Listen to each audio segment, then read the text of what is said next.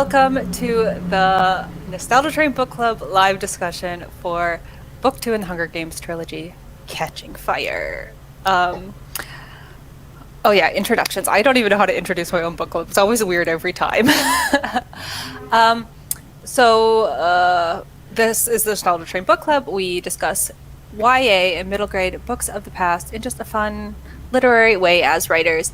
And I am Violet. My channel is Writing Violet. I am an aspiring YA author myself, and I write rom-coms and fantasy. And I have two lovely co-hosts with me. We were also supposed to have Anne, but she had some things come up last minute, so she's not here. But I also have Anne's stuff linked in the channel, so be sure to check her out. Miguel, would you like to introduce yourself to start off with? Okay, so hello everyone. My name is Miguel. I am a teen aspiring author who needs to start going back to making videos. I said last discussion because I was there that I would post videos soon, but I promise this time next week I'll post a video. But generally, I just like discussing things that I'm interested in. I don't have defined terms for that. And Marta? And my name is Marta. I make writing and art-related YouTube videos, although they've been very much on the writing side lately, but I do have a couple of exciting art videos that are gonna be coming soon. So, against brand, I'm gonna be doing mostly art videos during November, which makes a lot of sense, right? Anyway, so that's me. Oh, that's great. I'm really happy to have you guys with me today to talk about Catching Fire. Because we had to give Crystal a break because she has been a co-host for every single nostalgia stream so far. So, and I'm glad, Marta, you could join us because you were not here last month for our Hunger Games discussion. Yeah, this is our first time discussing a sequel. We've only done first books in a series so far, so this is going to be a little bit of a different discussion. I wanted to pop up the discussion points that I had planned today. Is that like that? I don't know, but it is. So these are the things I wanted to talk about for the live show. Plot and pacing, sequels, middle book syndrome. I think I messed this up. I think it's middle book slump, because isn't it middle child syndrome? Maybe I just mashed that together. I don't know if that's a thing. New and returning symbols and themes, because there was a lot of them in here, I thought at least. Character arcs, love triangles, fake dating / the friend zone. New characters, friends, enemies, teamwork, and expanded world building, because in the last discussion for the Hunger Games, we talked a lot about how Katniss's first-person perspective sort of limited us on seeing the world of Pan Am and the government and everything. And this time around, we got to learn some of those things that we weren't quite sure on last time. So those are our discussion topics. Was there... What? Hello? Can you hear me? Can you hear me? Yes, I can. Marta, can you hear me? I can, yeah. Oh my gosh, you scared me really bad for a second. I was like, have I just been yapping this whole time? No, we would have told you by now. Are there any topics, Miguel and Marta, that you would also like to add to our discussion today, or anybody in the chat? Not off the top of my head, but if any come up while we're talking. I'm fine with those. Okay. So yeah, I'm trying a new thing out for the book club here, where we go over the plan in advance, because yeah, just wanted to try out something new. And I see Miguel, you already graded the comments. By the way, Violet, I searched Google for the middle book syndrome, and it's called both middle book syndrome and second book slump. Ah, okay. So I was on the right page, or not on the right page, on the right track. Maybe for the nostalgia trade, I'll say I'm on the right track, haha. But it's also a book club, so page would work too. It's one of those days, guys. Yeah, so I knew that there's this thing, especially in a trilogy. Yes, but Crystal did decide to tune in, which I thought might be the case. So Crystal, I'm really glad you're here in the comments to give your opinions, if you have any, because I've got a lot of thoughts about this book. Oops. It's like I already had a live stream today, and you'd think I would remember how all the buttons work. So I'm gonna just pop up the spoiler banner, because we'll then be having spoilers for both the Hunger Games and Catching Fire in this discussion. So anybody watching the replay, you've been warned. I mean, that's what this is. So the first topic was plot and pacing. Miguel and I were kind of discussing this right before we went live. How the pacing of book two is a little bit different than book one because the games and the announcements for the game starts very late into the book. I felt like it slowed the pace down a lot, kind of drudging through the District 12 life because we start at their tour, their Victor tour, which they say is halfway between 6 months after the games and the next game. The previous games and the new one. Yeah.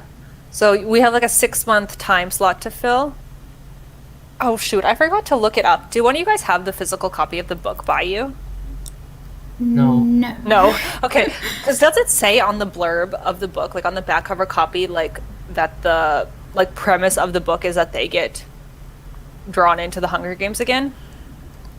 Because I was like, if that's not a secret, then why do we have to trudge through over half the book for that to get dropped?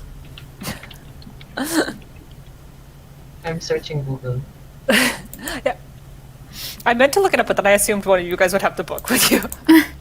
But I had the ebook. Is the blurb the one that said on Goodreads? Yeah, or on Amazon it should be like in the I'm not sure exactly.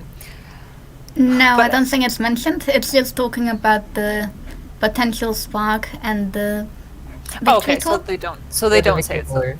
So they don't tell about the protocol. They just tell about the Victory Tour and then the Sparks of Rebellion. Okay, I wasn't exactly sure if they had advertised that or not because maybe it's just because I was going in as a rereader.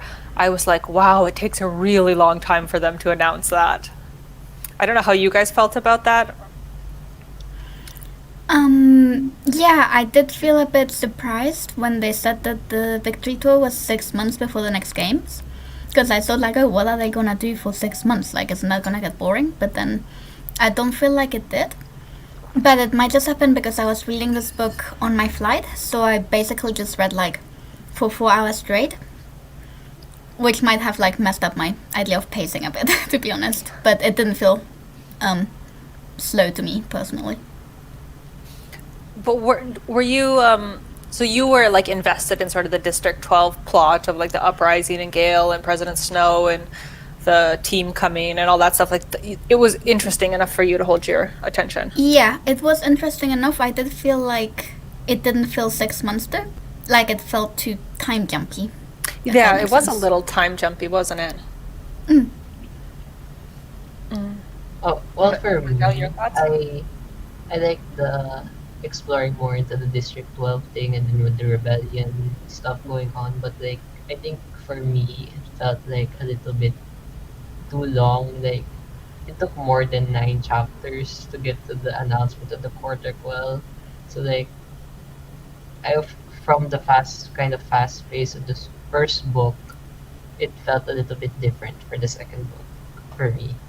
And also with the movie, it felt a little bit faster there.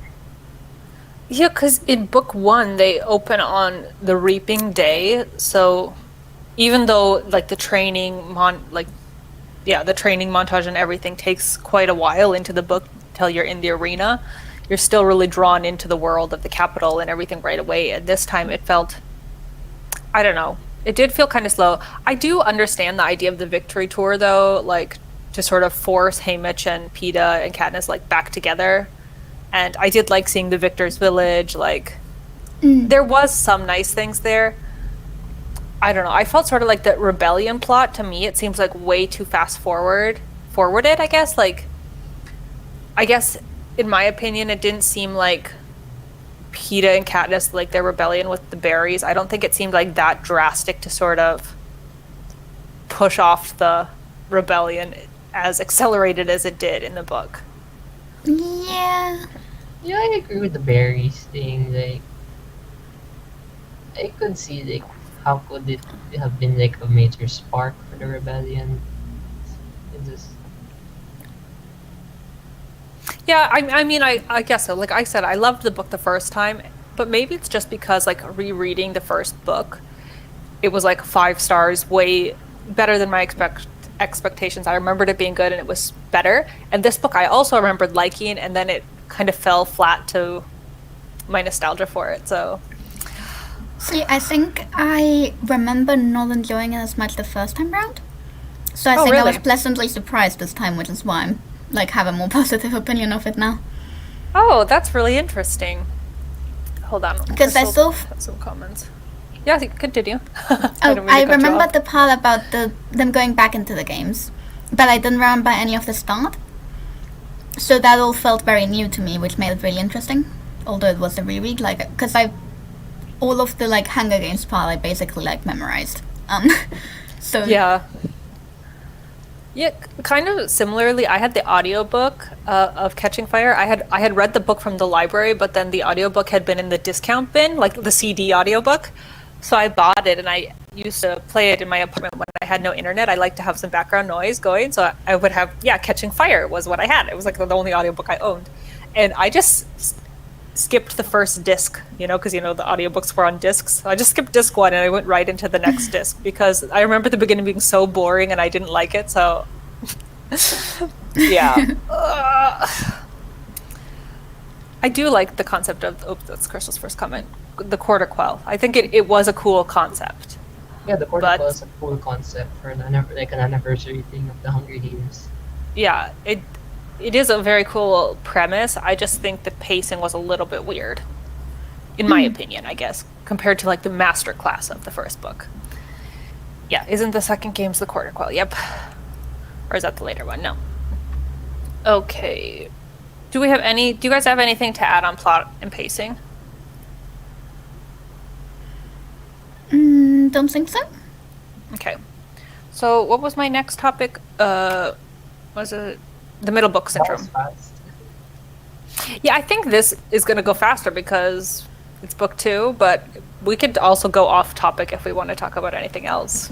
And jump around because I try to have like discussion topics, but I think sometimes conversations like are fluid and Oh yeah, cross over definitely. in different spots.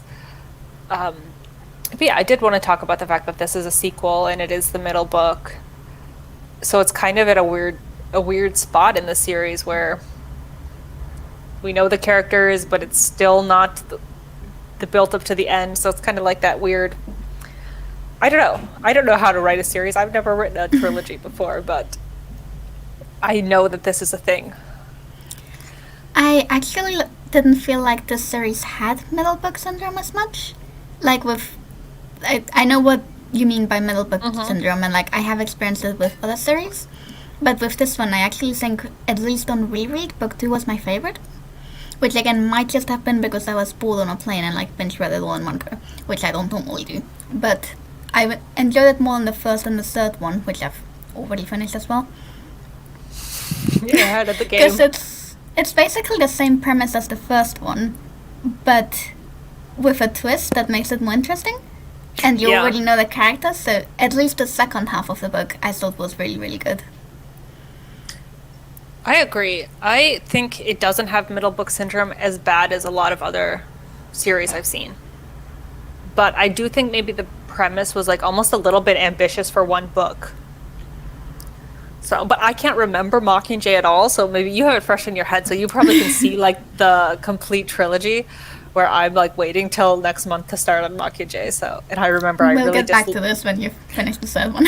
yeah, we'll have to get back to it when we finish the third one. But it is interesting to continue on in the series with these same characters that we already know. And this is the first time in the book club, but I guess discussing a series and yeah, the continuation of a story. In our last book club for whatever discussion for Hunger Games, we discussed the first person point of view. And on the reread, I was like, wow, it would have been really interesting to get some of this through Peta's point of view, actually. This was the first time where I was like, I don't know if I want to be in Katniss's head, like, as the narrator as much, if she was as effective this time around. Do you guys have any thoughts on that? Yeah, I think other points of view would have been interesting. Yeah, I agree with point. Yeah, I think it's just that prefer books with more than one point of view, but yeah, I wanted someone other than Katniss, but that doesn't mean that Katniss is not like a bad POV. I still like her POV. I liked her POV too. Like, I think she's a good character, but she felt like so strong, like her voice and everything in book one.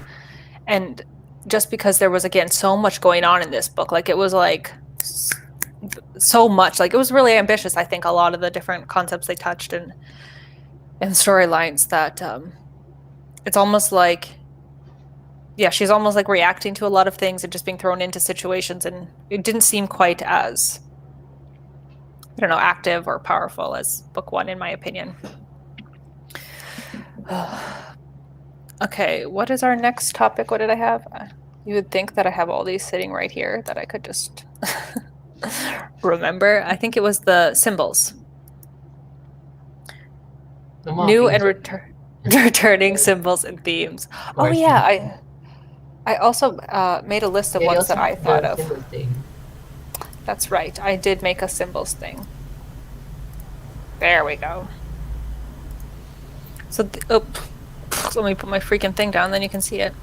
I made a list of ones that I came up with, but also chat and co-hosts are allowed to say their opinions.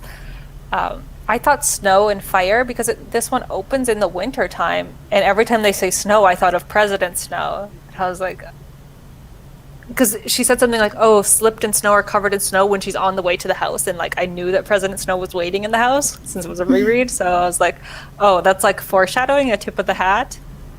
And I mean, obviously, there's a ton of fire imagery, symbolism in this story. The coal, the spark, the flame, a lot of that. Sacrifice I thought was a huge theme in this story. It seemed like everybody's sacrificing themselves for everybody else. Like, sacrifice in every direction. And, oh yeah, fight or flight. That's like a big part of the beginning of the book, right? Is Katniss, like, do we want to stay in the district or do we want to leave? Do we want to rebel or flee? It was a big theme, I thought, personally. That kind of, I don't know, how did you guys actually feel about that sort of storyline of them kind of going back and forth if they were gonna run away or not? It did get a bit tedious after a while. I do like the theme of it though, because like it does continue throughout the book. Like later on in the arena, they also like, do they want to stay with their allies or like leave? So I thought it worked well, but it also got a bit too much. Like they didn't need to discuss it 3 times. Yeah, You get the idea. yeah, it did kind of like seem a little bit whiplash. Like, that's where again, like Katniss seemed a little bit like wishy-washy, almost melodramatic with her decisions. Like, I'm gonna do this, but Gale, but Peeta, but my mom, but like it seemed a little bit over the top. Yeah. I guess I don't know why I put selflessness and sacrifice. Those are kind of the same thing. I don't know why I put both on this list. Offenses and cages. With the force. Yeah, because there's like a big thing in the beginning about the fence around District 12. And where it almost then made it seem like, yeah, they were caged in. And then that came back to repeat itself when they're in the arena with the force field. I thought that was sort of a huge... Like they're all trapped in the system. Yeah, I thought that was some really big themes in this time around. And Yeah, yeah, even though they were victors, they were still not like something like out of the system. Like they were still at the hands of the capital, and the capital has all the power. it was So they are actually, just trapped. it was super sad, I thought, like, that all the victors had to go back in. But I think, again, that's like where a thing where it felt like almost so ambitious. Like well, I do have like, again, one of the topics, like talking about some of the characters, the new characters, but it was really sad that they had to get thrown back in and were just, yeah, like puppets in the game and in the system, like you said. Oh yeah, clocks and time. I don't really know if this was like anywhere other than in the games with the time clock. Because did you guys see it foreshadowed at all? The sort of clock and time theme, because it ended up being like huge part once they got in the arena, but I don't remember it being that. I remember because it was a reread and I knew it was coming, picking up on it when what's his name showed him the golden clock. Oh, okay. So I did pick up on it then, but other than that, not much, no. Yeah, it kind of seemed like one that came in, yeah, more towards the end, but it seemed like I could not include it on the list of symbols. Because Katniss thinks so many times in like her inner monologue, like, this is going to be the last time I do this or the last time I do that, and time is running out, and it definitely was part of it, but I wish it had been maybe even a little bit more in your face.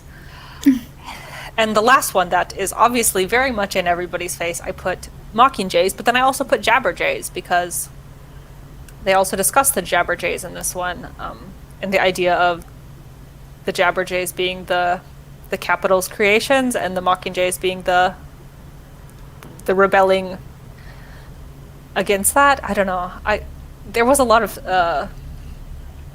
bird imagery in Mockingjay. Jabberjays were like the birds, and then when they didn't work, the birds with the normal birds created the Mockingjays. Yeah, they left the Jabberjays in District 12 and they mated with the regular birds. I read the prequel Ballad of Songbirds and Snakes, and they talk about how that happened in that book. I don't know if you guys have read the prequel. Yeah, I finished it last week. It was so good. What? You thought it was so good? Oh my god. Thank you. I think I need to get like better taste. Hey, wait, I Marta. swear, every time I read a book and then I tell my boyfriend it's really good and he needs to read it, he finishes reading it and he's like, why did you recommend this to me? It's not good. You know, Marta, I have an honest question for you. Is there any books you don't like? Because I feel like every time you read a book, you love it. I honestly can't think of any. But I have to say, I kind of love that about you. This is why I was worried about like participating in these discussions, because like, I'm gonna be biased. I'm always going to love it. I'm sorry. Yeah, but we love you for that, Marta. We love you for having rose-colored glasses to the world. So yeah, those were the main themes and symbols that I came up with. Do we want to elaborate on any of these or add any that you guys could think of? I mean, just as like a brief comment, because I'm not sure if Miguel or Crystal have read the Song of Birds and Snakes. What's it I called? haven't read the prequel. Yeah. But basically all of those topics are like themes, I mean, on that one as well, or at least most of them, I think, which I found really interesting. Yeah, that's true. This book definitely felt like it has a lot of parallels to the prequel. I noticed that as well. What was the other thing? Gosh, sometimes I just like lose my complete train of thought. Oh, I didn't put several of the sort of the themes of the entire series on here, like rebellion and stuff, and yeah, some of the more dystopian themes that I think are going to come up in book 2 or 3. Words. I tried to focus on the ones that were very specifically catching fire. Yeah. Yeah, Crystal says, I have not read it. I would say skip it, but apparently Marta has a different opinion. So. Well, okay, I'm actually now glad that I read it, because, okay, if you really like Panem and you want to know more about the world, then definitely read it. Well, I want to know more about Panem. Yeah, okay, there is some good stuff there for, like, the world building and the history, but the story itself, it's just because President Snow is the point of view character, even though it's in third person. It is what it is. I thought it was really good. I think the second half was a bit, like, less interesting. But at least the first half was completely addicting, and I really liked it. That's true. I do think. I also agree the beginning was pretty good.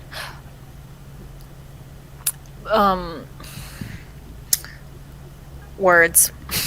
The one I wanted to talk about was sacrifice. Actually, that was the one I kind of wanted to elaborate a little bit on, because it seemed like there was really almost like one of those like Venn diagrams of sacrifice where like Katniss was putting everything for Peeta. Like in her inner thoughts, like everything was like Peeta or nothing. Like I will give everything for him. But it seemed like all the other tributes were like sacrificing everything for her, and a lot of people were sacrificing everything for her. And Yeah, Mags sacrificed herself. yeah, Yeah, she volunteered as tribute and then sacrificed herself also further in the game in the fog. Mm. It just it was I don't know, there was something about it that was very, well, I guess that would go on a little bit into character arcs, talking about how kind of Katniss she's definitely changed and grown in this book. I think I'm gonna pop down the themes and symbols because I think I don't need them up anymore. Wait, Crystal's saying something. To be fair, I only watched the second movie. I think what's in the movie, or what they skip in the movie, is the part where in the beginning, well, it's not even the beginning because the beginning is quite long, where Katniss runs into those two people who were fleeing Panem in the forest. Yeah, that's not in the book. So, or it's not in the movie. It's in the book, obviously. Yeah, that she runs into people who have fled Panem from, I think, District 8 it was, right? Yeah, District 8. Yeah, District 8. The cloth-making district. And that's kind of what is motivating her to think that she can also flee. So, yeah, Crystal, you have class. So, that's understandable. So what did I say? Oh yes, character arcs. I have a list of the returning characters as well. So I'll just pop that up if we want to look at it. So, why does it cover up Marta? Ah! That's not what I want to do! This was kind of like, for me, the main cast. Or the main cast of returning characters. Cute Marta. And I think that's the cool thing about it. I'll put it down. Cool thing about a series, I guess, is that you can continue and see the growth of a character over certain books. Because, like, I know as like a writer, I'm thinking of standalone. This is my character's flaw, and now they've kind of gotten over that by the end of the book. Whereas, yeah, in a series, they need to be just as flawed for the next books. But I mean, Katniss and Peeta obviously have some PTSD and stuff they're dealing with. But I think you also see Haymitch come a long way, as well as Effie. And Cinna, I mean, you see, I feel like a lot of character growth and Cinna. Things going on. The mocking traitoress. Yeah. Again, that's another one for sacrifice, right? Cinna knew... He sacrifices himself for the rebellion. Yes. Yeah, he knew what he was doing with that. He knew what the consequences would be, and he said, I'm still betting on the girl on fire. So he showed his cards there. So that's why I included him on the list. I had to include Cinna on the list because... Tribute to Cinna. Yeah. Wait.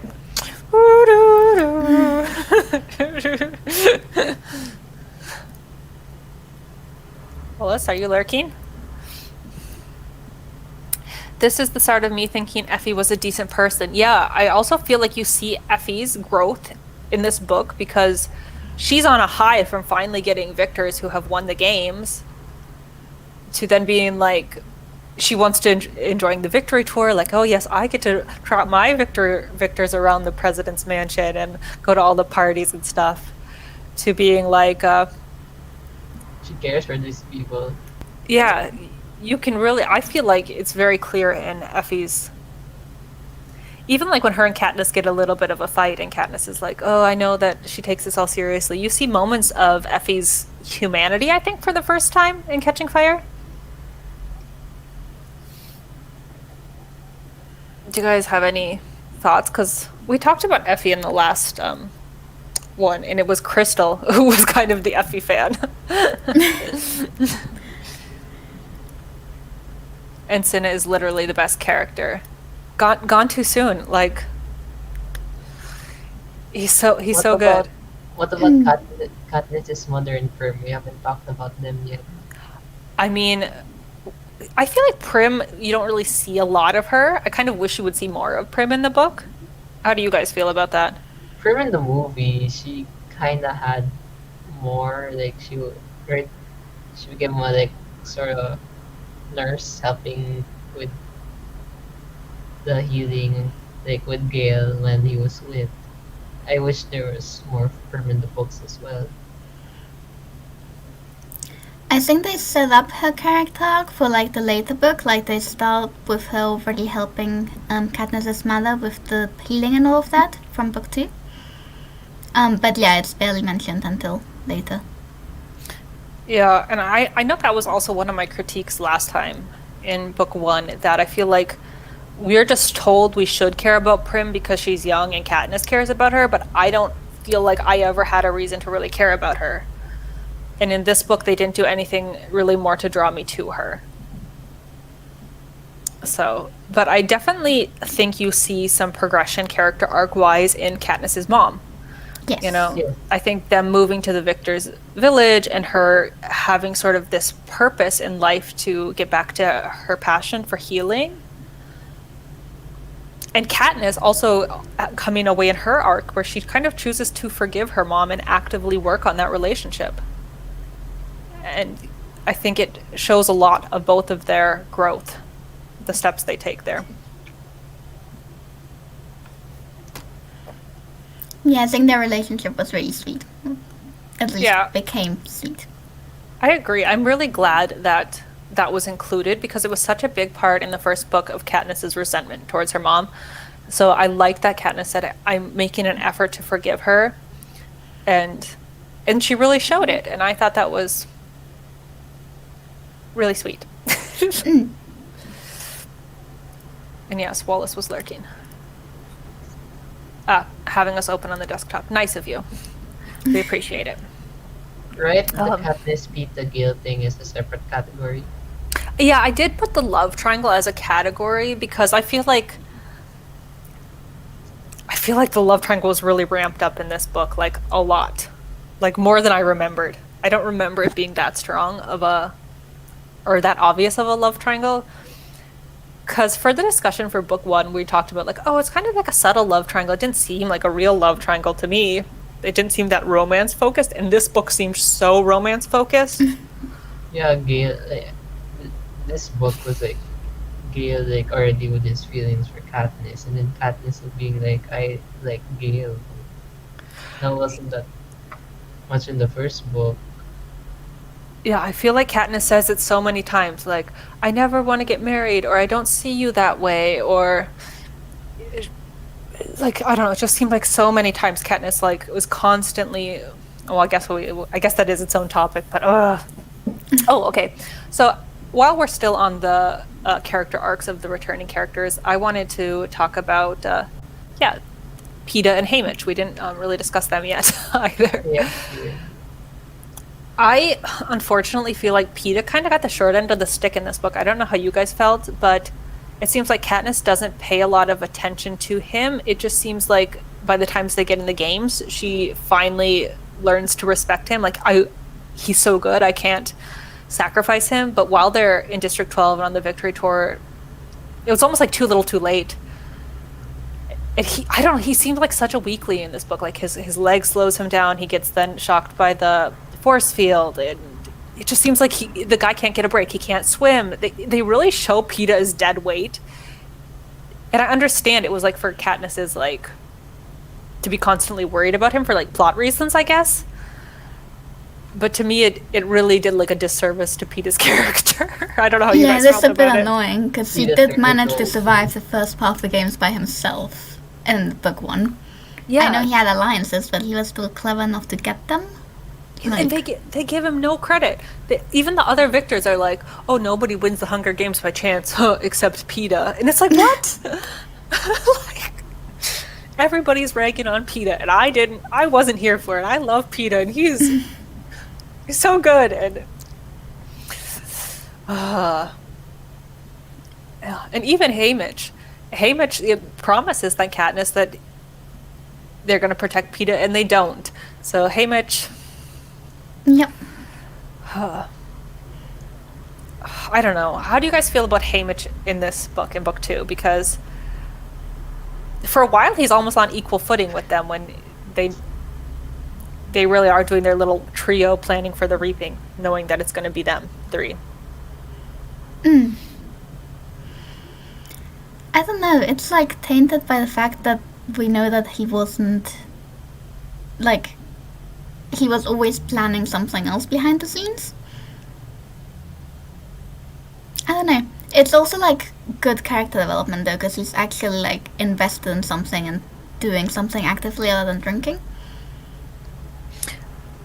Because I feel like Haymitch had such growth in book 1. Like, I feel like I'm like way overlit. Sorry. That's better. Is that better? Anyways, in book 1, it seemed like it was like such a growth for him, like seeing his tributes die every year to finally like having faith in them and really trying for the first time to help them survive. And then for him to start off this book by just being drunk, like Katniss barging into his house and he's drunk, and it's like, okay, and like they try to sober him up a couple times and he doesn't, and he's still like lying and doing these things behind their back, and it's like, I don't know, it seemed like a regression in his character arc in a lot of ways to me, where he improved so much in book 1. It seemed like a step backwards, kind of. I don't know how you guys felt about that. Yeah, I guess so. I'd forgotten about the drinking at the start of the book. But that also seemed like a little bit whiplash to me. Like, right, he stopped drinking because they ran out of alcohol, like because the Hob got shut down, and then Katniss and PETA had saved up alcohol for him. But then when they got found out that they were going to be eligible to go back in the games, they dumped all the alcohol out. It was like a little bit like back and forth again, like almost the same thing about them fleeing. It was like the same plot problem regurgitated again and again, and it was like, I think maybe that was part of the reason the pacing felt unsatisfying for me, because it was, are we gonna flee and jump the fence? Oh no, are we gonna? And then, oh, Haymitch is drinking, Haymitch is not. Like, okay, let's just get to it already. So those are all the returning characters I wanted to talk about, I guess.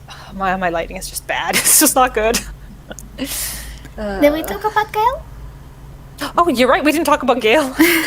I forget about him as a character. I hated Gale in this book. I don't know how you guys felt about him.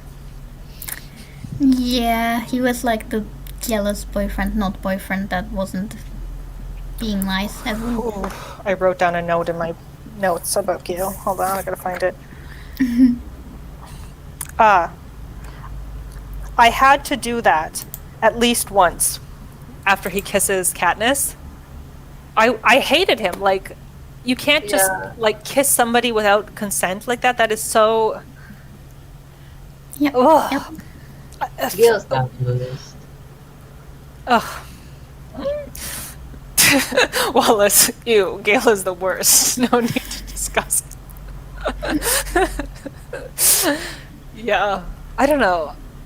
In book 1, I didn't mind him. I never thought of him as a romantic option for Katniss. And in book 2, I just hated him. Like, like, how he changed into like from just sort of friend to like romantic option was like kind of weird for me. With it, like between the first and second book.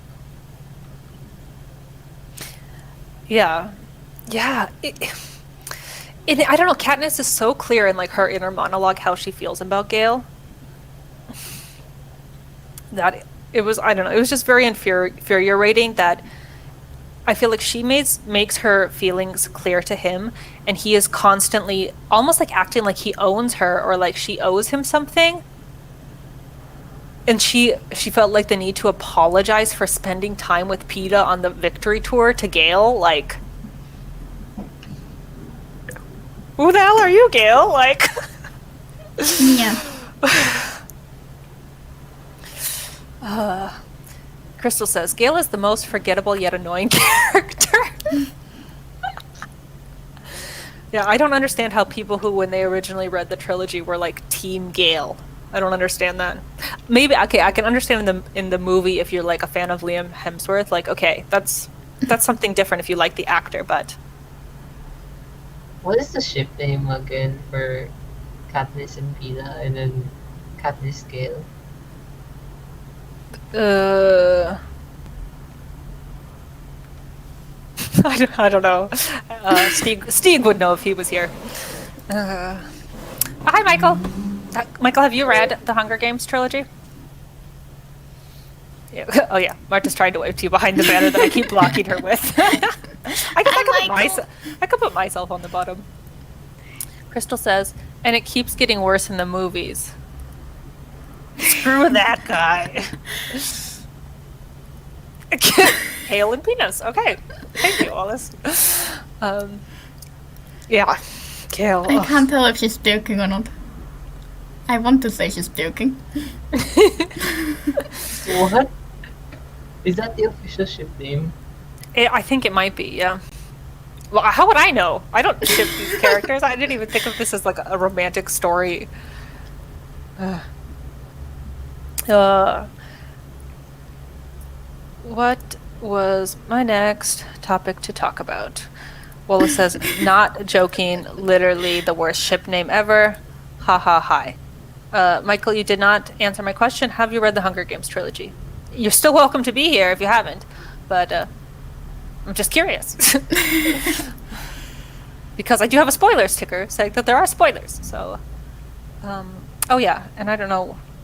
What was our next? For some reason, because I also watched some like reaction videos towards the Hunger Games movies, and I seem to remember a reactor saying like the ship name for Katniss and Gale was Gayness. Oh, instead of skipping to the new characters, maybe this is the appropriate time to talk about love triangles.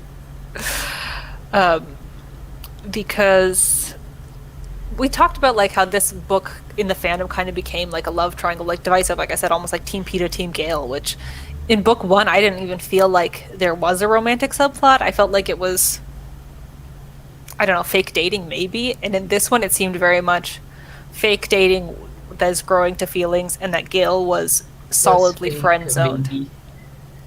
I did feel like in the first book, there's the clear sort of romantic feelings from Peeta towards Katniss. Yeah. I think you do see those in book one, but other than that, no. But because it's only limited to Katniss's first-person perspective, she's never quite sure because, I mean, what was I going to say? Oh yeah, because Peeta's such a good actor and he's very charismatic, so she doesn't know if he's playing towards the cameras. She's a little bit naive in that way, but romance is not on her mind. Even in this book, she makes it very clear, like, romance is not her priority. She almost makes it a little too clear in her inner monologue this time, in my opinion. She a little bit keeps bringing it up and keeps bringing it up. But since we talked about the weird fake baby pregnancy announcement, I mean, that's kind of a weird thing to include, I guess, in the book. How did you guys feel about it? Because I felt it was kind of weird.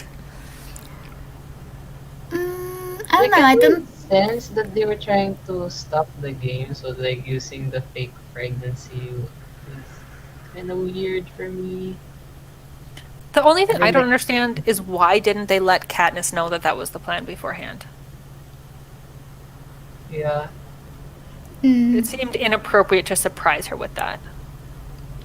And then the Capitol just being okay with like children getting murdered while they do not like a pregnant woman to fight.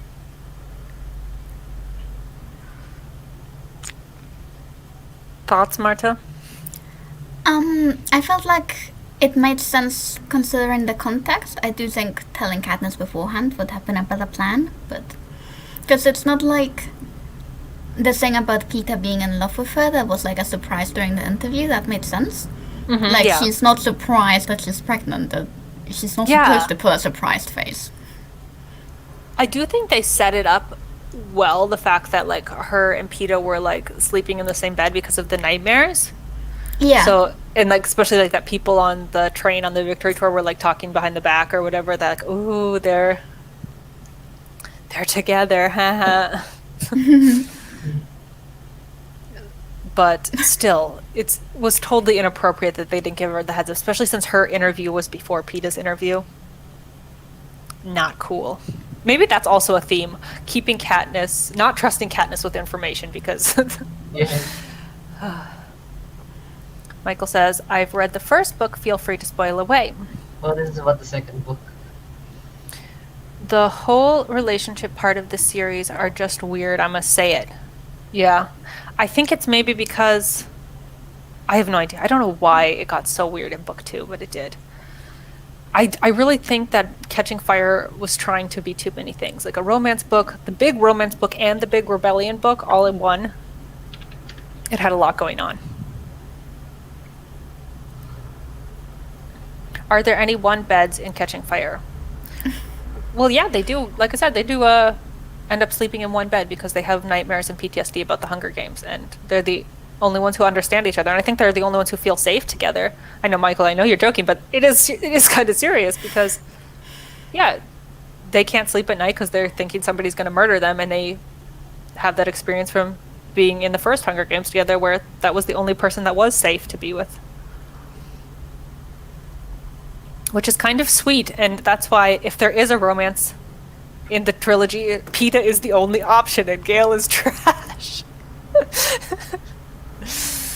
Does Colin use the fake bed trope? Did they even... Yeah, I think they do talk about where they sleep in the games, right? That they sleep on, like, woven mats. I think that was mentioned. I can't remember that. I do remember them saying something about weaving mats, because wasn't somebody from District 8 in their thing from the textiles, and they weaved some, like... Oh, no, they weaved the baskets to hold the water from the tree. Yeah. I think they said something about mats, too, but I could be wrong. Well, I read that months ago, so I've probably just forgotten that they did. Oh, I read it this morning. And yesterday. I They wasn't don't tell planning the on box reading it a in month the ago. I box. just finished the first one, and I wanted the second one now and not wait until the live stream, so... That's why I waited, because I devoured the first one so quickly, and then by the live stream I was like not so sharp on it. This time I was like, I want to be really sharp. They take away a lot of her agency overall. Yes, Krista. That's what I was feeling like, because she is just thrown from one thing to another. Like, you're important, but you don't get to know things. But you want to, yeah. I think that's going to come up in the next book, as if I remember, as her being more of like a tool and a propaganda piece, which it kind of starts getting introduced in this one. Of her just, yeah, also kind of being a puppet in a cage. Not only to her allies and the enemies, like everybody is using Katniss all around. Poor girl. Even the baby, she is a tool in everybody's tool belt. Yeah.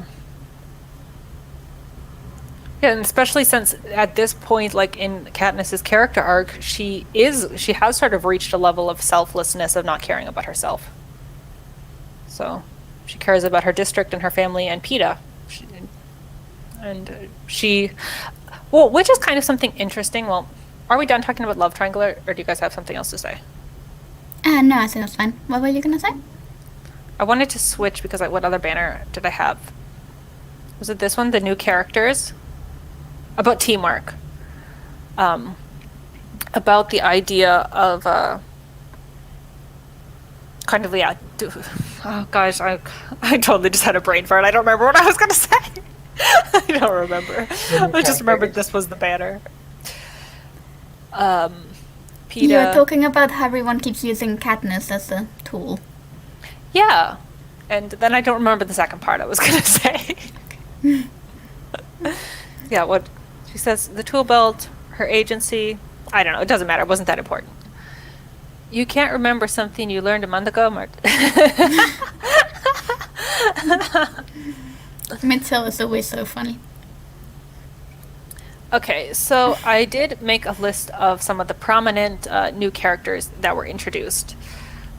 because there was a lot, again, about this book being very ambitious. You have the big love triangle going on, you have the big rebellion in all the districts going on, and then you have all these new tributes who are old tributes. So there's all this history and establishment there, and it's just a lot of new elements in one book, in my opinion. So these, dang, banners were the ones that I thought were the most prominent of the new ones. I did put President Snow on there because he's not really a character in the first book. He's not even really mentioned that much in the first book. I know in the first movie they show him, but in the first book he's not really part of it. In this book, he really gets a big introduction, doesn't he? Like in Katniss's house, for the first time. And yeah, enemies. He's definitely enemy number one, right? And that's also a big theme, right? That they keep saying, who's the real enemy? Yeah. And then we have the new games maker, who I put at the bottom. I don't know why. I should have put him up at the top as well. Plutarch Heavensby. He is also sort of a prominent new character in this book. And then we have some of the prominent returning tributes. So these are kind of their main allies. There were more, but I thought these were the main ones. Finnick, Mag, Johanna Mason, BD, and Wyrus. Which I loved all the new characters. How did you guys feel about them? Yeah, I love them. They're brilliant. I like these new characters. How do I elaborate? What, Miguel? I didn't hear you. I was thinking on how to elaborate. I liked the description of President Snow that Katniss gives about him, like talking about his lips and his breath, like smelling like blood. And at one moment she describes him like a snake. I don't remember. I should have wrote down the line, and I circled like snake, snake, snake because of a Ballad of Songbirds and Snakes. I thought that was really great. That in his introduction that she refers to him as a snake. I thought, oh, that's good. And I love Finnick. I think Finnick is probably my favorite, and Johanna. Those are my favorite of the new characters. I just love them both so much, those two characters. Yeah, they're both great. Oh, they're so good. Finnick is... I love that they kind of have him as this sort of pretty boy womanizer, but there's so much more to his character. Like, he is a deep character, in my opinion, that, yeah, you kind of learn about his love for Annie, and the fact that he is also sort of in this rebellion plot to help Peeta and Katniss, and I also like that he's like a crowd favorite in the capital, and Also, his first interaction with Katniss is like the best. yeah, he is the first of the tributes to approach Katniss. Wait, Michael's asking where is Suzanne Collins from. I know it says that she's American, but she did work on a lot of Canadian TV shows. I do know that. 'Cause she was a TV writer before she was a book writer, I think. If she's American, what state? I have no idea. I tried to look up some stuff about Suzanne Collins today, actually, because I was curious about if the Hunger Games was planned to be a trilogy, or if because of the success it became a trilogy. But I think it must have been planned to be a trilogy, because this book was only published like a year after the first one, so I tried to do some research, but I couldn't find very much. Maybe she said it in an interview somewhere, what her plan was with this book. Because I wondered a lot if it got rushed because of traditional publishing, if that's why it felt a little bit, I don't know, ambitious to me. If she didn't have enough time for it, because The Hunger Games to me is so good, but obviously she probably had a lot more time to work on The Hunger Games and perfect it. Just how traditional publishing works. Yeah, did she set up the thing about the every 25 years in the first book? I want to say she did, but I can't quite remember. That's a good question. I should have Just been paying like- attention to that. If the book one is in like 74th year, like, I don't know, it feels too much of a coincidence if it wasn't planned. But then again, she could have just, done it every 20 years or something like that, and like I made it do work. feel like they maybe slightly mentioned it, like at anniversary years are big years or something. I think they might have said something like that. Yeah. Oh, this was one thing in the beginning when I was taking notes before I got sucked into the story that bothered me. Sorry, this is like off topic. I just opened my notes and saw this. In the beginning, they talk about how she didn't want to visit the mines in District 12, like on their school trips. And she's like, oh, I pretended to be sick and my mom thought I had the flu. I was like, there's no way, like, your mom, who was in like a devastating depression because of your dad's death, would not also be triggered by the fact of you going to the mines. And also, she's like a medical person by trade. She would know you don't have the flu. Like, that line made no sense. Yeah. It was really stupid. Oh yeah, and there was also that backstory about Katniss's mom having a friend who died in the Hunger Games. Yeah. That was also a little bit of world building that I completely forgot about. And we got to see Gale's family as well for the first time. So, which was quite interesting about side characters being introduced. Oh, but that's why I wondered if there was a plot hole. I actually wrote down the ages of Gale's siblings. Didn't in book 1 they say that he took out like that extra treasury that his siblings would not be drawn into the reaping? But it says in this book his brother just is 12 this year. So his siblings wouldn't have been eligible at the same time as him. I was like, is that a plot hole? Because I swear in book 1 they said he took out the ones so his siblings would have less of a chance. Wait, the sibling. His next oldest sibling is 12 years old. Is Okay, so it? there is Because I one could have sworn there was like older siblings in between, No. and they It's- just needed more. But It said Rory 12, Vic 10, and Posey 4, because his dad died 4 years ago when he was 14, but he would then be, 18 or must be 19 because he's old. No, he must be 18, right? Is that the cutoff? Yeah, because now he can work in the mines. I literally wrote a chart out. I wrote notes on this because I was like, is that a plot hole? I remember him taking the treasury for his brothers. Because I thought that's how they explained it as like world building in book 1. How they explained the treasury was explaining that, oh, Gale took extra because he never wanted his family to be in there. did they? Or did they just say he took one for each family member regardless Oh, they might have. of their age? Maybe I'm wrong. Because I I remember. mean, I can't remember, but I remember I felt like Gale had done it so his siblings would never be in there. And Katniss, she was like the opposite. She didn't even consider the fact that Prim could be raped. Like, she was like, oh, there's no chance Prim's going to be raped. She only has like one entry in there. no, actually, I think it might have been the other way around. Katniss took extra so her sister wouldn't have to. Yeah, Whereas she did take Gale extra. was the only one that could take them for his siblings, which is why his chances were so much higher. Oh, well, that could be why. Because you can take one per family member, I think. Yes. I was also confused in book 1 how many siblings he had. Because they... Yeah.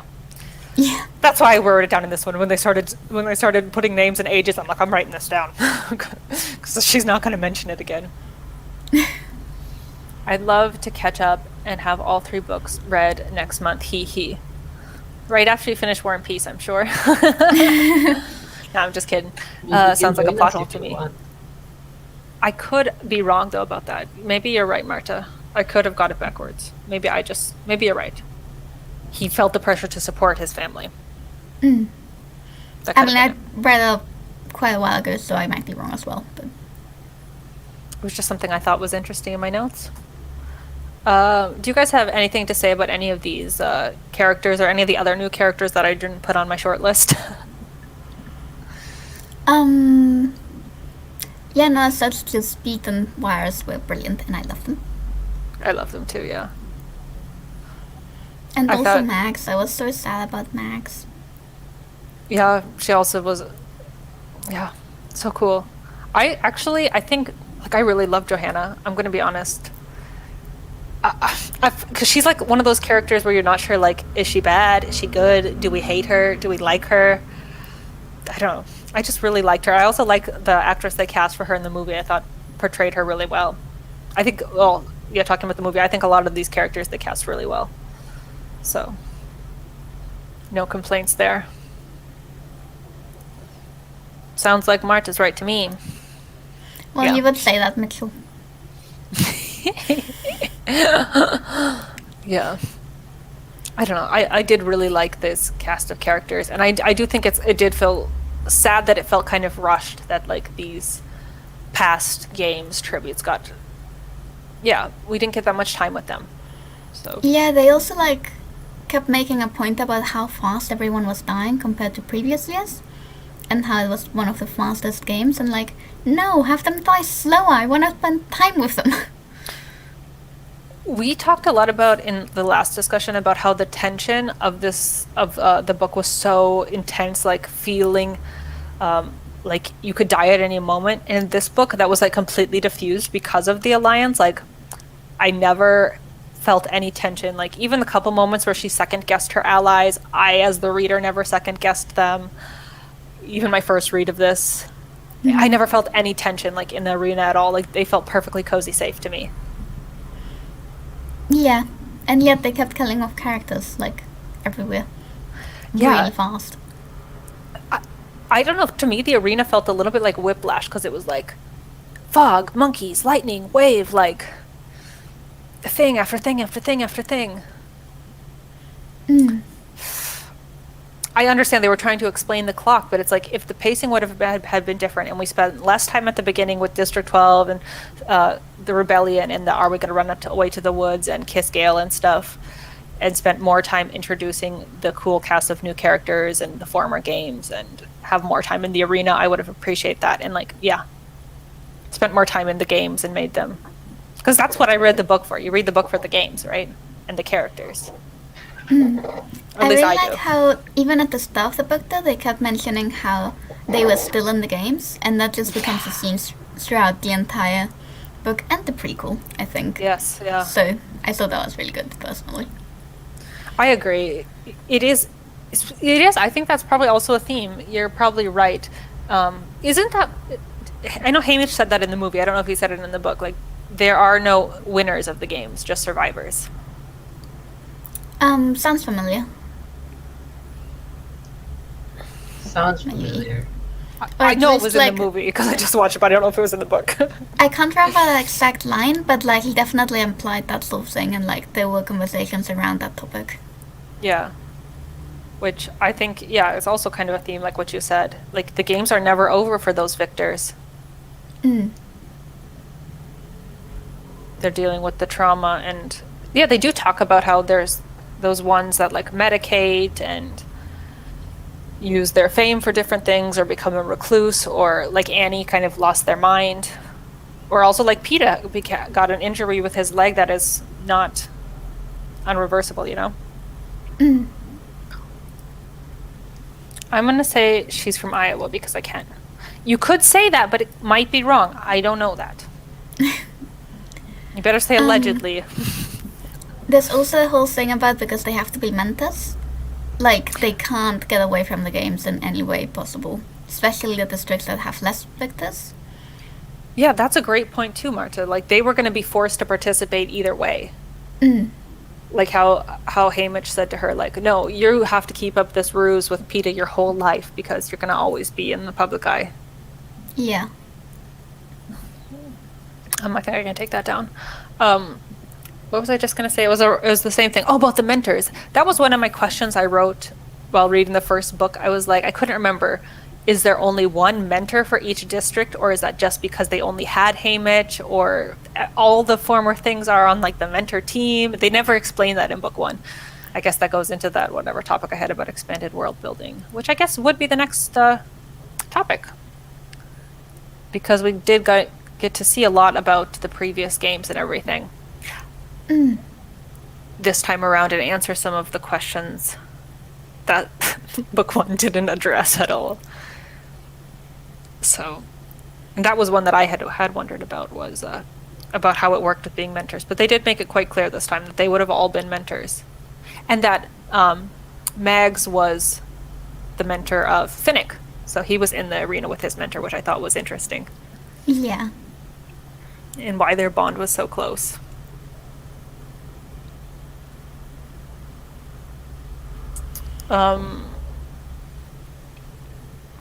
I feel like I don't know if you guys. I feel like I'm like Yeah, just no, talking. you talk Well, you about- guys are so quiet.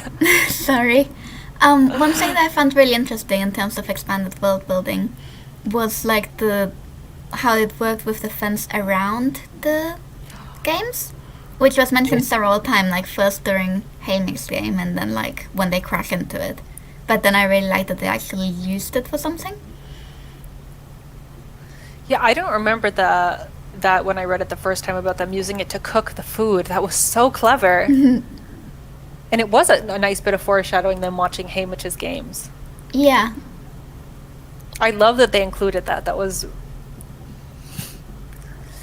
really nice. I wish there would have been more time for the other ones because they only talked about like a little bit, like tiny little snippets of some of the other characters' previous games, and I would have found that more interesting personally. But we definitely got to see a little bit about how the other districts work on their tour, especially when they go to District 11. Katniss talks about how she never really thought about the other districts being different until she had met Rue. And Rue's comments about, oh, I never had a piece to myself of the turkey leg or things like that. And then her seeing District 11 through the first time, it like broadened her worldview too, because that's the same thing. Katniss being the first person narrator is very limited with her worldview in book 1, so. One completely unrelated thing that I just thought of. Yes? Was we were talking earlier about Katniss being kept in the dark about everything. Yes. But actually at the start of the book, during the Victor's tour, when they're in District 11, there's the whole thing about Peter being kept in the dark. Yeah. So I'm not sure if you remember that when he offers to like give them part of the winnings, and then he obviously didn't know what that was gonna cause, but everyone else did. That's a great point, Marta, about sort of almost the symmetry of that plot line, because in the beginning, Katniss is very unsure about who to trust with different information about the people she found in the woods, and that she saw the thing on the mayor's TV or whatever about the District 8 riots. And she's like, I know I can trust Haymitch, but I don't know if I can trust Gale. I don't know if I can trust Peeta with this. She also, yeah, that's a good observation. I didn't think about that. That's really true. I don't know. To be able to contribute something other than I love every single book I've ever read. That's contribution enough. I mean, Yeah, Martha said my thoughts. I like learning about the other districts, not just through the victory tour, but also like when working with, like in the games itself, like learning about the different characteristics of the other districts. That was interesting to know about. And also more stuff in the capital, because I want to know more stuff about the capital. Yeah, that's true. We got to learn about, like, at the party, that thing they drink to make themselves sick. That was a kind of a shocking thing, I thought, in the book as well. What do you guys think of that? Yeah, definitely. I would not drink that. Yeah. Yeah, it was nice. I understand the victory tour, but to me it just felt slow paced. But yeah, they went to all these parties. Again, it almost felt a little bit like rinse and repeat. This place, party, speech and party. I actually quite enjoyed the victory tour. It's just like knowing that it was supposed to be at the middle of the year, so like they were gonna be 6 months after that, felt strange. Like if it was more like, oh, you know, the victory tour happens a month before the games, and then it just went straight into it and skipped everything in the middle. I thought that might have worked better. It didn't feel like 6 months in between the victory tour and the games. No, it didn't. Yeah, they did. Obviously, in the movie, pacing is different. I kind of agree with you, Marta. I think they should have done it like that, almost like like at award shows, how they have like pre-red carpet coverage. I think they could have done the victory tour like that, like a month before the reaping. We're gonna, a year later, see where our tributes are. That would have made more sense. You're right. Pacing wise, and I don't know why get they the didn't thing do about that. it being like in the middle to remind the districts and that sort of thing. Like it works well as a military strategy, it just doesn't work well as book pacing. Agreed. 100% agreed. So, it could have even been a throwaway comment like, oh yeah, halfway through the year there was the special TV report where they interviewed us, but now it's time for the actual victory tour. Like that would have fixed several of the pacing issues, I think. I don't know. But yeah, it was interesting getting to see more of District 12 and what was going on with the peacekeepers there, as well as in the other districts. Especially Effie's reaction. Effie was really shocked with the situation, which that was great to get to see her perspective. Well, not through her perspective, but her reactions. Yeah. I enjoyed that quite a bit. I'm trying to think if there was anything else. District 13? District 13. Yeah, I mean, we can talk about it. I feel like it was barely even mentioned in the first book, like a throwaway line here or there. They did mention it more than that, I think. In the rebellion. Yeah, okay, they mention it. I'm not saying they don't mention it. I'm just saying, like, this time they really mention it.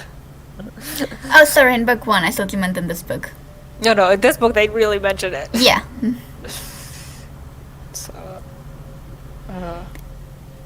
yeah, it was interesting to actually like get a more accurate description of like those commercials they put up and her like looking for the bird and all that. I thought that was really cool. I agree. I think that was a really nice detail to add. I quite enjoyed that. Yeah, and you also just learned more about the districts, the different industries and stuff. I feel like it was kind of almost like a laundry list the first time around, like, oh, 11 is grain production, and 8 is whatever, and this is that. But I don't know why I didn't think of it, but it's like when they said like District 4 was fishing before, I always thought of like lakes and like stuff, and they're like, no, it's like salt water and tritons, and I was like, that makes much more sense. I don't know why I didn't think of that. But it was cool. You got to see some of that kind of like culture, having Finnick as one of the characters and eating the seafood and having the tropical setting. What did you guys think of the arena this time around? We had the clock arena. We haven't talked about that. And then it's a jungle, right? Yeah. Yeah, I like how they specifically designed it to be like difficult for Katniss, I think, or at least she felt like that. Yeah. I did feel like they made it too difficult though, because it just felt like everyone was dying too quickly and there was, not enough time to get to know everything. Did you guys feel like the arena felt tiny? Like it feels like they're in a fishbowl? Yeah. I think it's because of the force field. Yeah, it really made it feel so tiny because they kept talking like if you're not around the water at the beach, you're getting they're getting pushed out of the woods by all those different things, and there was nowhere to run. You have the force field, or you have all these dangers in every direction. But also, I felt like so where the clock went at midnight with this lightning, like there was no reason not to stay there, because as long as you're not right next to the place where lightning falls, nothing's gonna happen to you. Yeah. So I feel like that was a bit strange. Like everywhere else was super dangerous, but then this one place was like really not dangerous at all. You're right. And in the first book, it was such a big thing, like being safe in the trees to sleep at night, having water, like constantly water was an issue in the first one, and food in the first one. And in this one, it was like, oh, we got that spigot for the trees, and we get all you can eat fish. They even talk about like there's so much fish they couldn't eat it all. So it's like all like the main things, like safety about sleeping at night, not an issue in this one for them. Food, water, not an issue. Like the only issue are those outside things: the fog, the monkeys, the lightning, the clock, the wave. Yeah, and they still keep getting like little bits of bread and like, which I know are meant to be a signal, but like they could barely finish it between all of them. Yeah, I thought that was crazy because like in the first one they made such a big deal about how expensive it was to sponsor. Like when District 11 sent her that one loaf after she did the Prim's burial, and this time like they said like, oh, 12 loaves of bread. Like what? Or rolls or whatever, maybe not loaves, rolls. I was like she talked about how it was like a fortune to send the one roll last year, and this year they're getting like 12 rolls every day. They did say that it becomes more expensive the more into the games they are. So I guess the fact that everyone was dying off so quickly meant they were still at the very beginning, so it was cheap. But still, like, that was a lot of bread. Even, like, considering that the allies were probably working on it together and putting the money together, it was still a bit silly. Yeah, That seemed like a little bit contradictory to what we learned last time, world building wise. So which arena do you prefer? Catching Fire or the Hunger Games one? I preferred the last one because just of the scale of it. Because in the first book they talk about how there was like this field area that nobody even went to except Thresh. And I like love the idea of like a part of the arena that nobody even went to, or I don't know. That one just felt big, and this one felt so claustrophobic. Mm.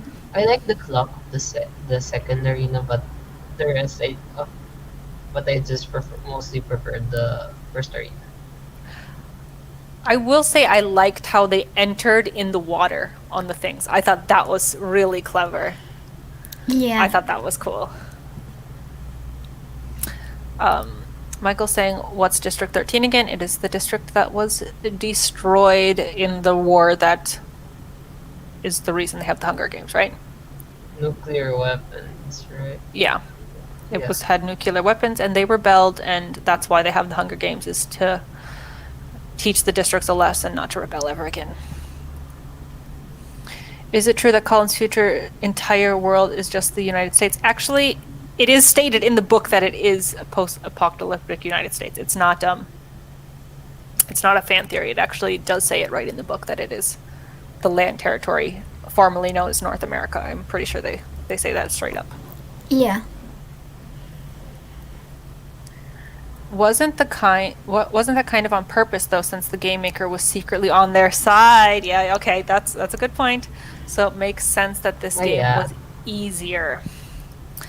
Yeah, that's a great point. It was meant to look Those are more complicated. complicated, but actually be easy.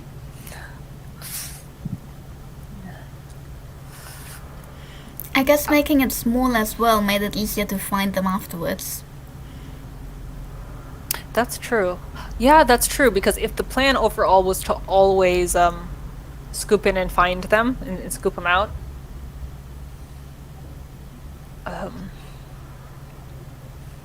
then a smaller arena would make sense. I'm trying to think if there's any other world building issues. Otherwise, I think we can just do like a free-for-all, any topic we didn't talk about yet, because I think that was everything on my list. That was everything on the list now. Yeah. I think so. Did I forget anything? No, I don't think so. I think that was everything. The movie. I didn't put the movie as, I mean, I still have it as a banner from last time, but I didn't put it because last time everybody had said they had just watched it, and this time I didn't ask, and I'm pretty sure, Marta, you said you didn't just watch it, so. Nah. I don't think I realized there were movies out until you mentioned it last time. So I've seen the first movie, obviously, but I don't think I realized they actually continued the series. I should watch them at some point. Yeah, like I said, I just power watched it today, and I guess I was a little bit disappointed, but that's why I'm a fan of, maybe this is like a controversial bookish opinion, I am a fan of watching a movie and then reading the book. Because if you read the book, you just got all those extra details, and then watch a movie, it feels like, wow, it just took me like days or months or weeks to read that book, and it's like over in 2 hours or an hour and a half, and they skipped everything, and they didn't explain this right, and that was wrong, and bleh. So I'm actually with you, Violet, on that opinion. I prefer movie first then book, or like adaptation first then the book. Essentially. yeah. Well, I had seen the Hunger Games movie before I read the book. It was watching the movie that made me want to read the book and go and get all those extra details. I think it's because I seem to have it easier visualizing stuff while reading when I have like, like the cast in mind and the stuff that's going on in the movie, the things that correlate to the book in mind. Yeah, I think I did this for the Hunger Games as well as like for Harry Potter, like the same situation. I saw the first movie, it inspired me to read the book, and then I read the rest of the books before the other movies were out or whatever was out at that time. So get introduced by one movie, but then, so like for me, reading Catching Fire, I had read the book before the movie because the movie wasn't out yet then, so. Yeah, I'm definitely a books before movie type of person. To the point where, like, want to watch a movie but find out there's a book of it first. So then I won't watch the movie or read the book for a year because I've got too much of a TBR in between, and eventually do neither of the things. Fair. I mean, there's definitely an argument for both cases. Um, I just want to talk about maybe about some of just the plot and just general things about the book now, especially about the ending. About There's no District 12. yeah, there's no District 12. I was thinking about like PETA's ending, like how tragic it is, like that PETA is taken by the Capitol. Like, I don't remember my first time reading being that impacted by it, but this time I was so impacted by it. I guess because you know what they're gonna do to him, but Yeah, yep, I guess so. The first time I didn't think I really didn't I don't remember caring that much, and this time I cared so much about PETA. I think he's might be my favorite character in the series. And in this book, like I said, I loved Finnick and Johanna, as well as new characters. What's Michael saying? Watch the movie on mute while simultaneously listen to the audio at 2x speed. I did actually listen to some of the audiobook of Catching Fire to try to catch up, because I had fallen so behind.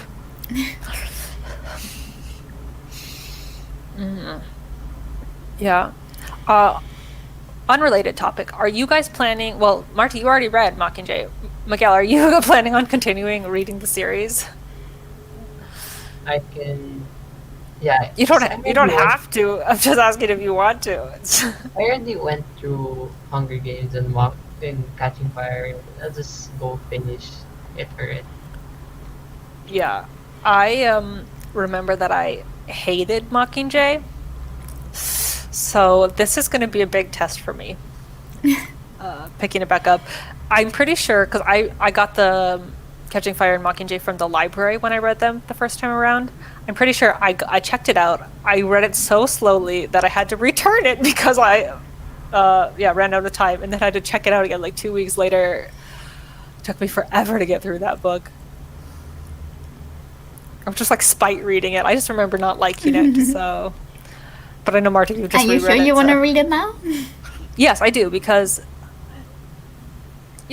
I want to give it a second chance and go into it and read it all at once. The fact that I read it in 2 different sections, which I guess the film was also in 2 different sections, so I would like to just read it. I mean, I'm just gonna say I enjoyed the prequel more than I enjoyed the 3rd book.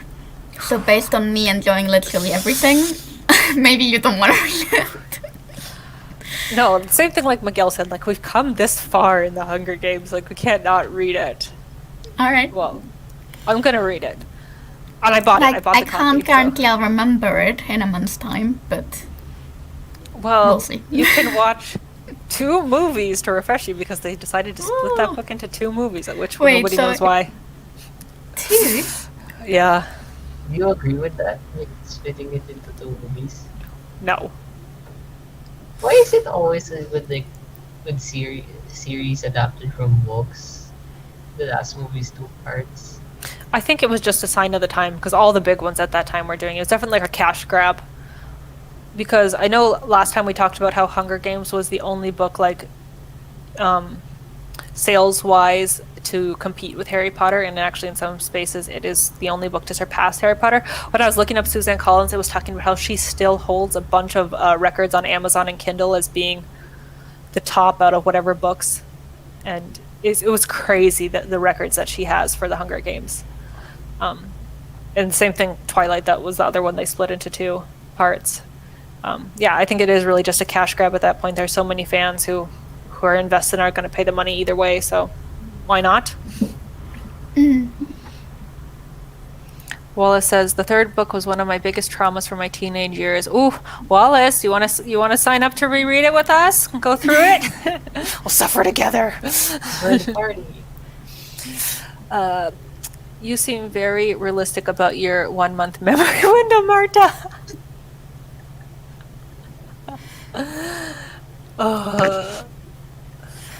Well, by the time the next live stream happens, it'll happen 2 months since I read it. How am I supposed to remember anything? That's true, yeah. It's really true. That's why I try to take notes. Did you guys take notes while you're reading? No. See, I just take notes. I was planning on, but I didn't. Just the first couple pages, and then I lose my. I wrote. It only starts getting good once they start training at the training center. That's when it starts getting good. And that was like over halfway through the book. And that was the last note I took. I just put a circle that says save PETA, and I circled it. These are the types of notes that I take.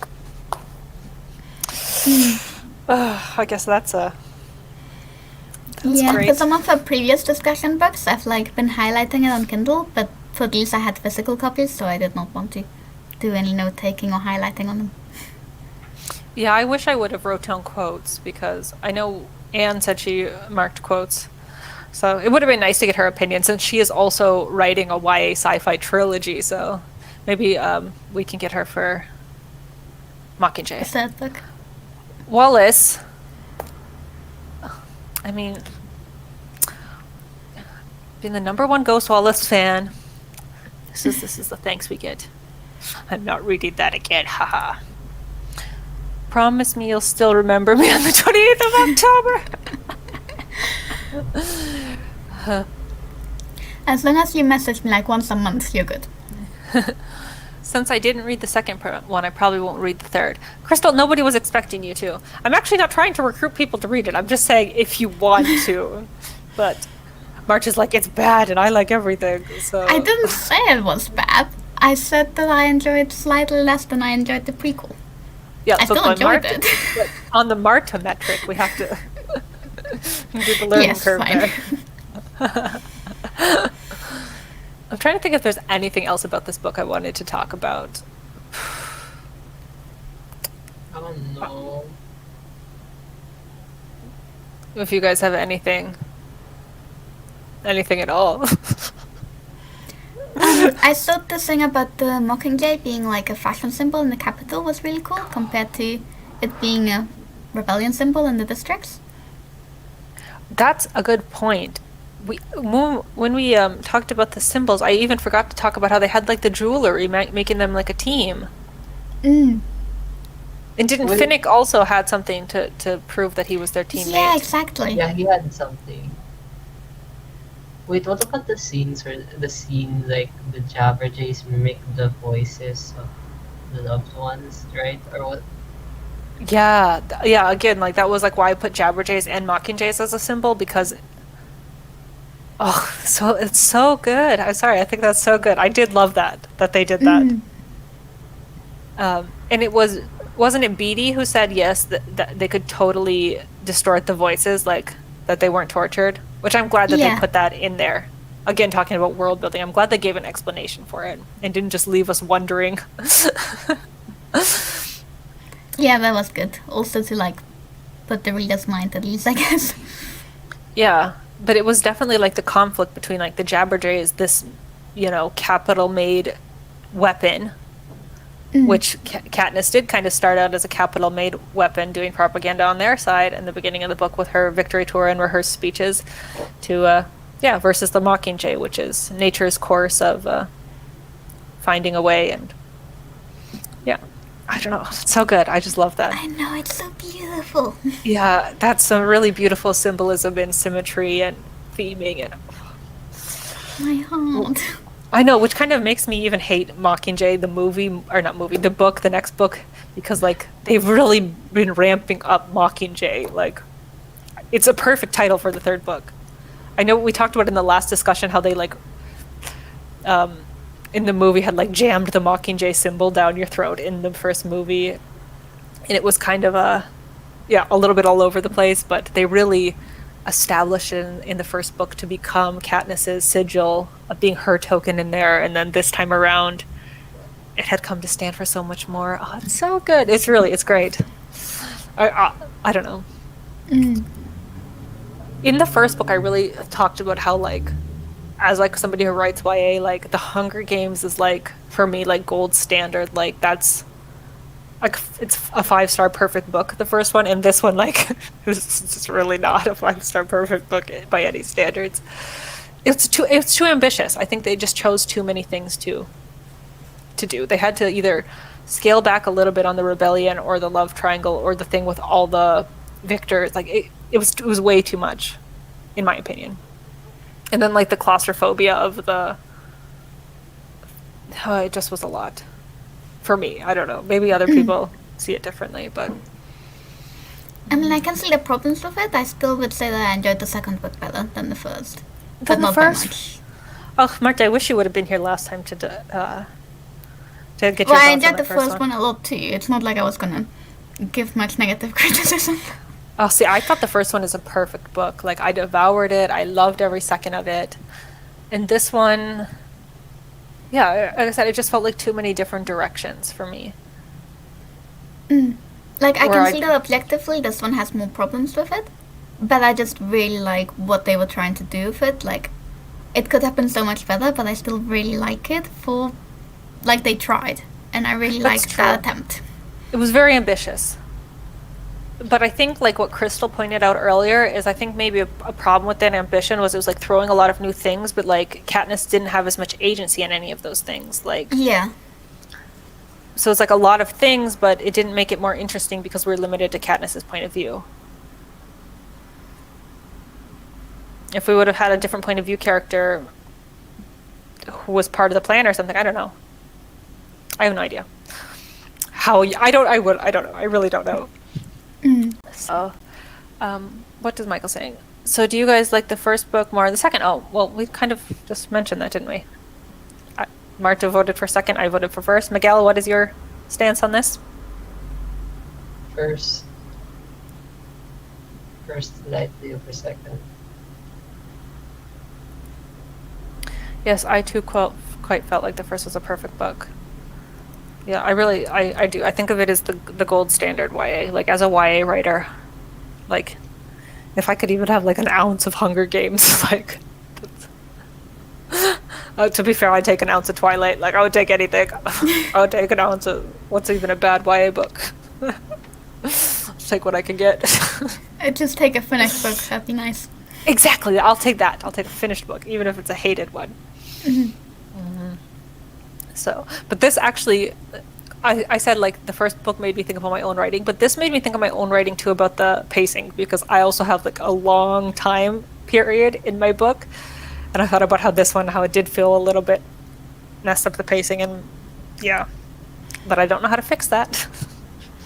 Yeah, I definitely think I've got pacing issues I need to deal with, but that's a draft 4 problem. I don't need to worry about that right now. Yeah, that's what I'm telling myself too. I'm just gonna write it, and then we'll just figure it out later.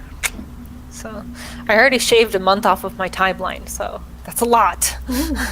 Yeah, I shaved a whole month off, but it's still too long, timeline-wise. Yeah, so I think that's pretty much all I have to say. I'm going to take down the spoiler banner because it's annoying. The book club has, I mean, I did already officially announce we're doing Mockingjay next month. I don't know if anybody's reading it except me. I mean, Marta's already read it, but yeah, that's, I guess, what it is. And then we will be taking November off for NaNoWriMo. If anybody's watching this, which I don't know if there is anybody watching this, look, I can see there's people watching it, but I mean, like in the replay as well, who is not part of the Discord server, you can come and join the Discord and follow us on Instagram, because I'm going to be doing probably some sort of poll about not only what we want to read for December, but also the books we want to do for 2022. Because I kind of want to plan it out in advance, that I can say, hey, January we're doing this, February we're doing that. And if we want to break off and do sequels in smaller groups, we can. That's kind of what I'm thinking about for the book club right now. But I'm just really grateful for everybody who has come on lives with me or been active in the Discord. And it's really meant a lot to me. Like I said, like in my anniversary streams, like I think starting the book club is like my proudest accomplishment of my year on AuthorTube. So even if... Suggestion, Violet. Yes? Twilight on February. I was thinking that because I was like, Valentine's Day, Twilight. Is Wallace still in the chat? Wallace, can we request you for February? Twilight. Or just say it again louder. Twilight, Twilight. Yeah, I was thinking about what to do for December and January. I kind of wanted to do, Golden Compass. I was like thinking the other names, His Dark Materials, Northern Yeah. Lights, because it's wintry, right? So I thought Yeah, December, winter book. December or January might be cool to do Golden Compass, and I know several people had talked about it, so that might be for December or January. I think we will have a poll. Yeah, that Both. would work. I have my Golden Compass copy in Spain, but I'm gonna be in Spain for December anyway, so. Oh, okay, okay. Yeah, I've never read it, but I know some other people had mentioned. I think Caitlin Ash mentioned that she wanted to read it. Yeah, I haven't And, read it. I've just owned a copy of it for like 10 years, and I should read it. There is a couple really beautiful like covers of that book that I've seen that like I've envied, but my library has it. So my library actually has 2 copies of it. They have like the one book and the bind up. So I can't buy something if it's for free from the library. I can if I love it, then I'll buy it. Oh, wait. What was the same thing? Thanks for the chat. This book club was fabulous. Twilight, yes. Hell yes. Pencil me in. Okay, February. I would want to read Twilight. You what? I would want to read Twilight when the book club reaches the book. Yeah, I totally agree with your suggestion. I think it would be the perfect February read. So I think I might have to the people who like come to the chats with me are the ones who like get the most say. Like that's just how it is. So I'd read Twilight when we get there. Yeah, again, it's another big one. Like, how can I talk about like nostalgic books without talking about Twilight? It's iconic. It's infamous. Golden Compass sounds really good. Okay, I think I can get people on board for this one too. I'm just not sure if we should do it December or January. The other one I know that only Katie has talked about, me and Katie, is Warrior Cats. That Anne said she would also do Warrior Cats with us. So if I can get at least 3, that's enough for me. This is so funny. My high school best friend and I have been doing a book club for a year where we read books from our childhood. You guys are hitting the ones we've done so far. Wait, well, you're saying you already have a book club that's like the same premise of my book club and you never thought to mention it?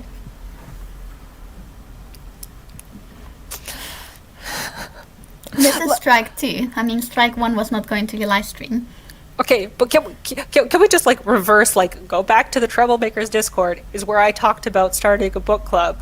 Actually, first I talked about people wanting to read Warrior Cats with me, and then I talked about starting the book club, and then I was like, oh, I don't want to spam your Discord, so I'll start my own Discord. Wallace, I'm looking at you with the side eye. What about Dickens' A Christmas Carol for December? Is that what it's called? I don't think that qualifies as, that's maybe too far in the past. It's too nostalgic. That being said, though, The Hobbit has also been quite requested. Ooh. So that was another one I was considering.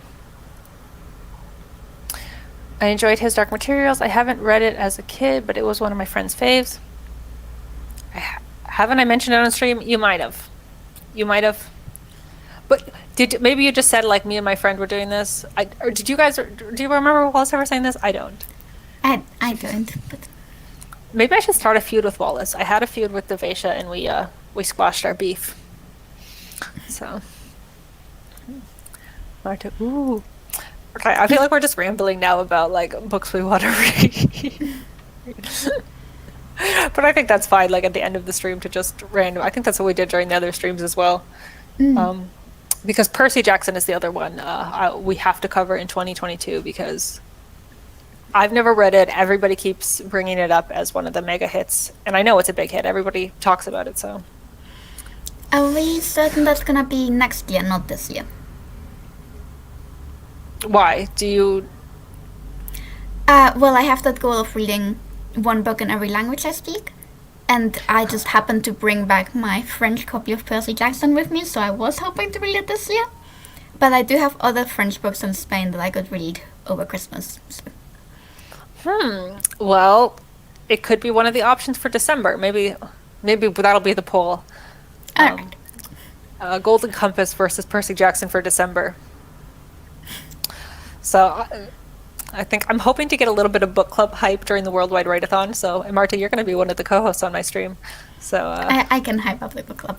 yeah, it's pretty much actually going to be one of my goals. You know how they did like the goal list last year? Like, what are your goals for the write-a-thon? I want to be like to get more people in my Discord server and to read these old books with me because it is fun and it's so much fun talking to you guys about it and hearing your opinions about it. Honestly. What? No feud. Okay. I can't lose you. Okay, Wallace. We'll have no feud. As long as you come to our Twilight discussion in February. Even though like Stieg was going to be here for Hunger Games and he bailed. Actually, the Troublemakers have not come through on my book club. Katie also bailed on the one stream. But that wasn't her fault. Things come up, life happens. Anne also had to bail on the stream today. Life happens. I mean, it's just books and silly fun, right? Yeah, I was this close to cancelling this morning actually because I woke up with like a really bad cold and I was thinking of taking a sick day, and then I saw if I take a sick day I can't do a stream afterwards, but then I didn't take a sick day. So. I mean, I was this close to canceling both my streams today because my internet just like decided to stop this morning. It's official, the stream is cursed. I was like, the one day, like my internet has never just stopped, and it's like the one day where I have 2 streams in a day, it just stops. Like, what's going on?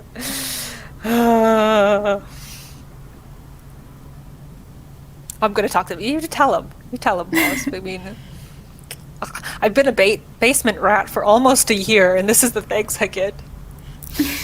Languages, Marta is fluent in Spanish, Japanese, German, English, French. Have I got it?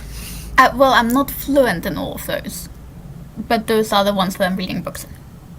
Yeah. Did you watch her Writer's Not Writing tag? Because she kind of goes over it. Yeah, Michael, why have you not watched my video?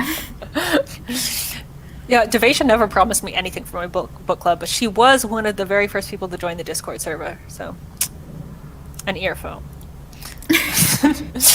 Wallace is just flexing her vocabulary at this point.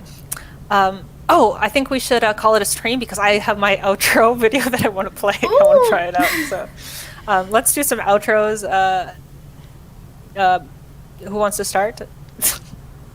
Miguel? I did it first. Marta, you want to go first this time? Yeah, sure. I mean, I think everyone in the chat already knows who I am, but I make writing and art videos sometimes, and I'm also writing a fantasy novel, which is going to be published sometime in the next 5 years. Love that for you. And for me. Miguel? Okay, so I'm Miguel. I promise to go back to making more videos, and I generally just like to make videos on whatever I like. So stuff related to books, movies, and stories, especially my own story. Like I have a fantasy story going on, so you'll see that on my channel, but I'll be posting soon, I promise. And I need to go to sleep now.